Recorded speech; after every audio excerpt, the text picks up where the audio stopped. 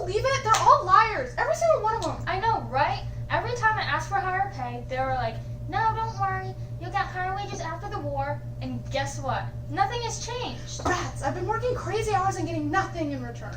And then they made it seem like we're the bad ones. They have some nerve calling us selfish and un-American. They're the ones keeping loads of money for themselves. You know what's selfish and American? Treating your workers like dirt. Honestly, what did we expect? Those rich managers will never understand what it's like to live the way we do. Constantly working, barely having enough money to feed the family. That's it. It's time to put a stop to all this. This is a country of freedom, of making your own success. Why should we stand for this treatment? Right. But what can we do? Well, if they ain't gonna pay our smackaroos, we just ain't gonna work. The Great War has just ended, allowing Americans to finally breathe. Business can finally go back to normal. Wrong. The war might be over, but that means there's more chaos to ensue. If anything, it is worse than before. At least with the war, there was some sense of American unity. Now, it's every man for himself. Workers finally have had enough of working long hours with little wages, and they strike to make change. However, many managers, still on the edge from the war and the rise of communism in Russia, saw every small unionized action as a communist threat and sought to crush labor strikes. How will this end? Will the laborers get their way, or will the management persevere?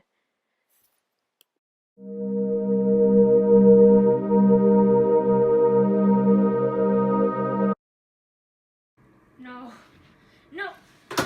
What a mess! This whole economy is going down the dump with my money! These communists are running the country and bringing it down! I'm so sick and tired of this! Bonus balonus! Although it is too early to say communists, I think. Even though that's where they're from, all of them. After the two laborers' little meeting, they agreed to take a stand on injustice and make the management realize what they have done wrong. Tired of working long hours with little payoff, the coal miner decided to protest.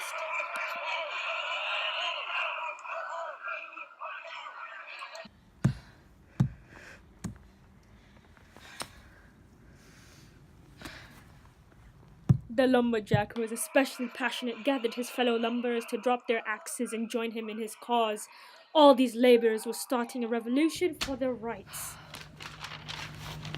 Too many of my workers on strike now. Ungrateful men, they are lowering my profits by 50%. 5 days! 5 days!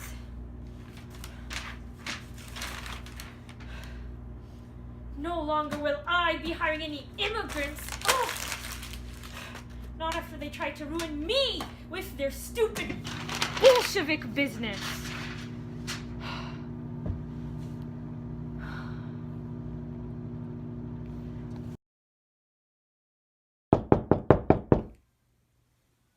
Who goes there? It's Mr. Smith from the police department.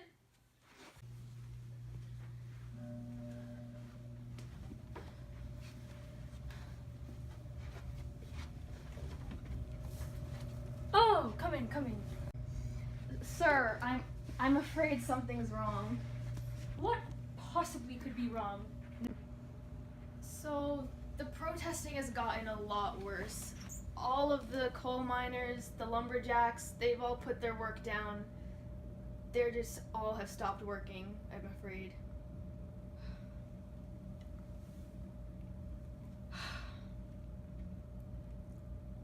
These communists! Ugh. Day in and day out! I've gotten zozzled drunk thinking about it. My business is going down. I'm losing money. Where are my assistants? Lock up these communists!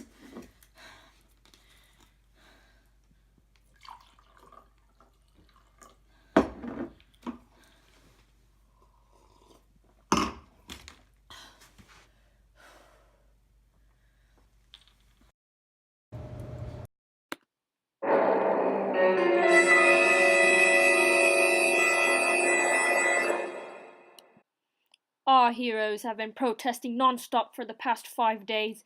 Their courage and passion has won the hearts of many co-workers. However, what they do not know is that this will soon come to an end. Mr. Mooney's paranoia and large wallet was enough to put this to an end.